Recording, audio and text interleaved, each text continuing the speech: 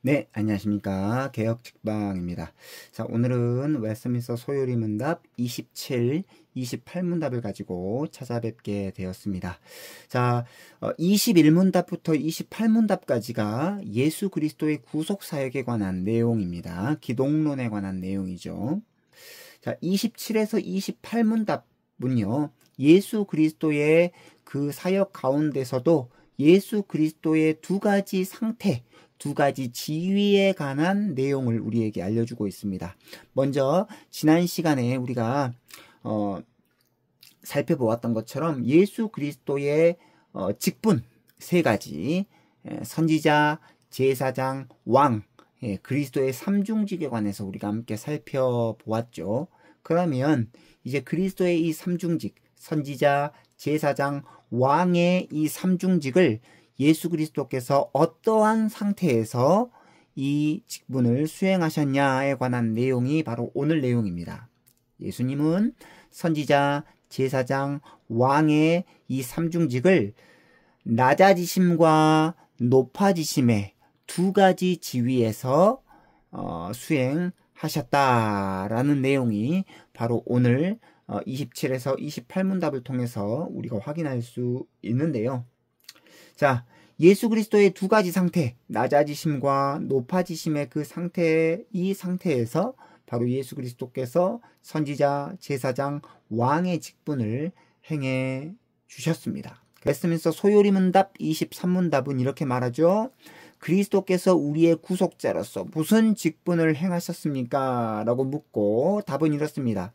그리스도께서 우리의 구속자로서 선지자와 제사장과 왕의 직분을 낮아지고 높아지신 두 지위에서 행하십니다. 라고 답변하고 있습니다. 낮아지시고 높아지신 두 지위, 두 가지 상태에 대한 내용이 바로 오늘 27에서 28문답인데요. 자, 먼저 예수 그리스도의 삼중직에 관해서 다시 한번 더 정리합시다. 구약에서 세 가지 직분, 특별히 기름 부음 받은 자라고 하는 그리스도라는 의미에 대해서 우리가 살펴보았죠. 자, 그러나 구약의 이 그리스도, 제사장, 선지자, 왕의 이 직분을 가지고 있는 구약의 이 그리스도는 각자 그 직분의 고유한 사역만을 감당했습니다. 그러니까 선지자는 선지자의 사역만, 제사장은 제사장의 사역만, 왕은 왕의 사역만 수행했지만 동시에 한꺼번에 할 수는 없었다라는 것이죠. 그런데 성령으로 잉태되어 태어나신 예수 그리스도께서는 바로 성령의 기름 부으심을 통하여서 이 선지자, 제사장, 왕 세 가지 직분을 동시에 한꺼번에 그리고 온전하게 감당하신 유일하신 분이십니다. 왜냐하면 예수님께서는 참 하나님이시면서 동시에 참 사람이신 유일하신 중보자가 되시기 때문입니다. 선지자, 제사장, 왕에 대한 내용을 우리가 지난 시간에 다 살펴보았죠. 선지자는 하나님의 말씀을 선포하셨고 제사장은 자신의 몸을 십자가의 단번에 제물로 드리심으로 말미암아 하나님의 보좌 우편에서 우리 죄인들을 위하여서 하나님께 받아들여지도록 지금도 여전히 중보하고 계신다 라고 말씀을 드렸습니다. 그리고 왕은 우리를 지키시고 보호하신다. 특별히 하나님께서는 교회 안에 직분자를 선물로 주셔서 교회를 다스리도록 하셨다라는 것이죠. 예수 그리스도께서는 이렇게 선지자, 제사장, 왕의 삼중직을 낮아지시고 높아지시는 두 지위를 통하여서 완벽하게 수행해 주셨습니다. 자, 그러면 이제 본격적으로 예수 그리스도의 낮아지심이 무엇이고 예수 그리스도의 높아지심이 무엇인지에 대해서 웨스트민스터 소요리 문답 27, 28문답을 통해서 살펴보도록 하겠습니다. 27문답입니다. 그리스도의 낮아지심이 무엇입니까? 답은 이렇습니다. 그리스도의 낮아지심은 그분이 강생하시되 그처럼 비천한 형편에 태어나셨고 율법 아래 나셨으며 이 세상에서 여러 가지 비천함을 겪다가 하나님의 진노와 십자가의 저주의 죽음을 받으셨고 장사되셔서 얼마 동안 죽음의 권세 아래 거하신 것입니다. 예수님의 낮아지심이 어떻게 되셨다고 말씀하고 있습니까? 비천한 형편에 태어나셨다. 율법 아래에 나셨다. 그리고 여러 가지 이 세상에서 비천한 형편들을 겪다가 마지막 하나님의 진노와 십자가의 저주와 죽음을 받으셨고 장사되셔서 죽음의 권세 아래 거하셨다까지 말하고 있습니다. 자, 자기를 낮추시되 죽기까지 복종하셨다라고 빌립보서 2장은 말씀하고 있죠. 빌립보서 2장이 예수님의 낮아지심과 높아지신 두 지위에 관해서 분명하게 우리에게 말씀해 주고 있는데, 죽기까지 복종하셨다, 자기를 낮추셨다라는 것은 예수님의 겸손하심을 우리에게 말씀해 주고 있습니다. 하늘 보좌 우편에서 하나님이신 그분이 사람의 몸을 입고 오셔서 율법에 순종하시고 십자가에 죽으시고 죽음의 권세 아래 있으셨다. 이 모든 것이 바로 예수님의 겸손을 의미하고 있는 것입니다. 예수 그리스도는 성자 하나님이십니다. 예수 그리스도께서는 법을 제정하시는 창조주의 위치에서 법을 지켜야 하는 피조물의 위치까지 낮아지셨습니다. 그렇다고 해서 예수님이 피조물이라고 하는 말은 절대로 아닙니다. 이것은 뭐냐? 하나님으로서의 지위나 영광을 자기 것으로 여기지 아니하셨다라는 것입니다. 이것이 바로 예수님의 겸손하심을 말하는 것이죠. 이게 바로 예수님의 낮아지심입니다. 예수님의 출생은요, 더러운 말구유에 나셨다라는 것을 우리가 마태복음을 통해서 알고 있죠. 예수님의 출생이 더러운 말구유에서 나시기까지 자기를 낮추시고 살아가시는 동안에 하나님의 율법에 완전하게 순종하시면서도 많은 시험과 비난과 배신과 고난을 겪기까지 사람이 경험할 수 있는 모든 연약함을 동일하게 예수님이 경험하셨습니다. 죽음에 있어서는 십자가에 죽으셨고 무덤에 계시면서 죽음의 권세 아래 잠시 동안 거하셨습니다. 이 모든 과정들이 예수 그리스도의 낮아지심이다라는 거죠. 이게 바로 빌립보서 2장 6절로 8절의 내용입니다. 자, 하나님과 동등됨을 취할 것으로 여기지 아니하셨다라고 하고 있는데, 여기서 취할 것이라는 말은 탈취물이라는 말의 의미입니다. 예수님께서는 하나님으로서 가져야 할 모든 권리를 자기 것으로 여기지 아니하셨다라는 것이죠. 그러면 이제 예수 그리스도께서 낮아지시기만 하셨냐? 그게 아니죠. 바로 예수 그리스도께서 높아지셨습니다. 그 내용이 바로 28문답에 나와 있습니다. 28문답은 이렇게 묻고 답합니다. 그리스도의 높아지심이 무엇입니까? 답은 이렇습니다. 그리스도의 높아지심은 그분이 사흔날에 죽은 자들 가운데서 부활하셨고 하늘에 오르셨고 성부 하나님 우편에 앉아 계시며 마지막 날에 세상을 심판하러 오시는 것입니다.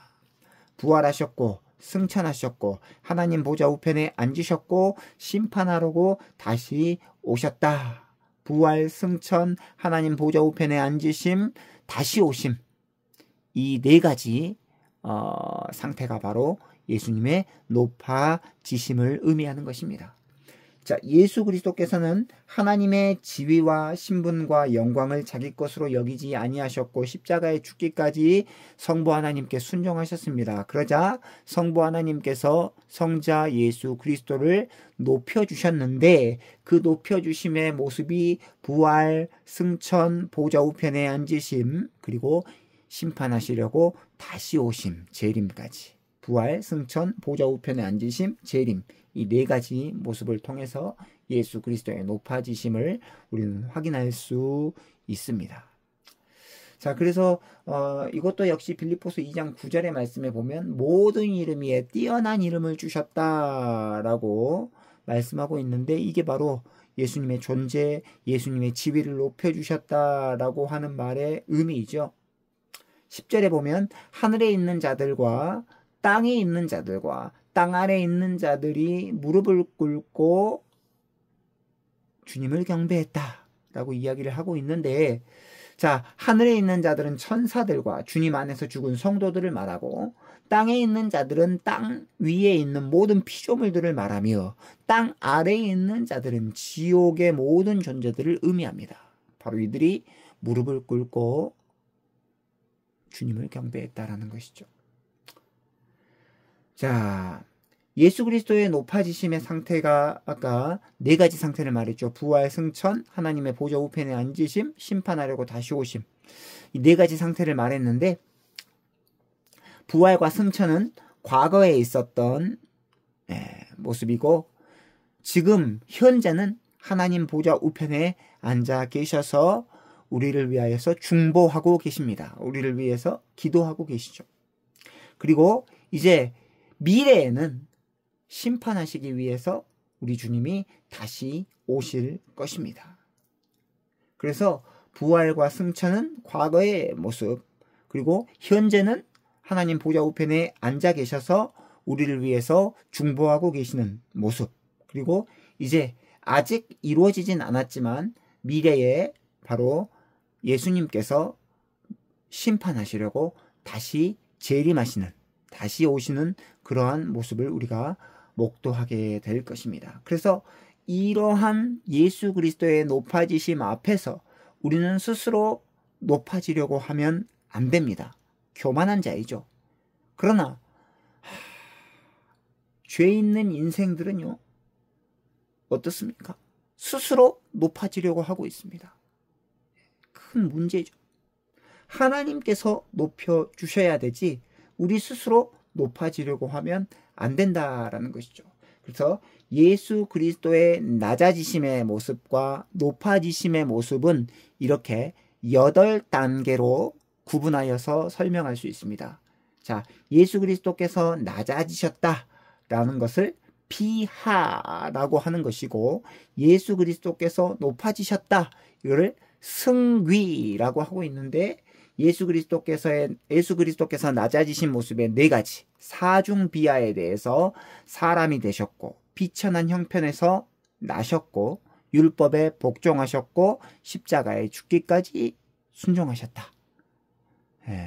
그래서 예수님의 성육신, 그리고 비천한 형편에서 나심, 율법에 순종하심, 십자가에 죽으심, 이게 바로 예수 그리스도의 사중비하, 예수 그리스도의 낮아지심을 말하고 있는 것이고, 이 죽음에서 예수 그리스도께서 머물지 아니하시고 3일 만에 부활하시고 하늘로 승천하시고 하나님 보좌 우편에 앉으셔서 우리를 위하여서 기도하고 계시는데, 이제 마지막 날 예수님께서 심판하시려고 다시 재림하실 것입니다. 이것이 바로 예수 그리스도의 사중승귀, 예수 그리스도의 높아지심입니다.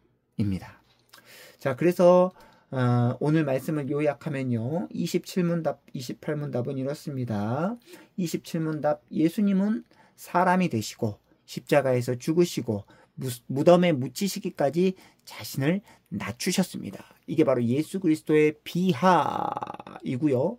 28문답은요, 예수님은 죽음에서 부활하시고 하나님 보좌 우편에서 만물을 통치하시고 심판하시기 위해 다시 오시기까지 높아지셨다라는 것이죠.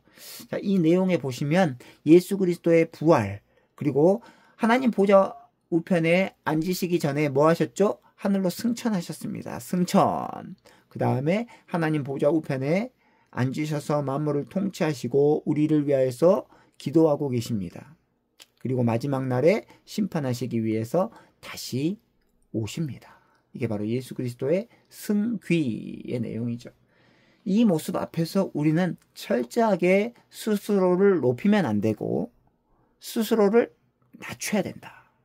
그러면 주 앞에서 우리가 낮출 때 우리 주님께서 우리를 높이실 것이다 라고 야고보서 4장 10절은 말씀하고 있습니다. 자, 그래서 오늘은 여기까지 우리가 살펴보았고요. 이제 다음 시간에는 29문답부터 살펴보도록 할 건데, 오늘 우리가 살펴보았던 웨스민스터 소요리 문답 27, 28문답이 예수 그리스도의 낮아지심과 높아지심의 두 가지 상태, 두 가지 지위에 관한 내용을 우리가 살펴보았습니다. 다음 시간에 29문답부터 해서 이렇게 찾아뵙도록 하겠습니다. 개혁책방 좋아요와 구독은 저에게 큰 힘이 됩니다. 감사합니다. 안녕히 계십시오.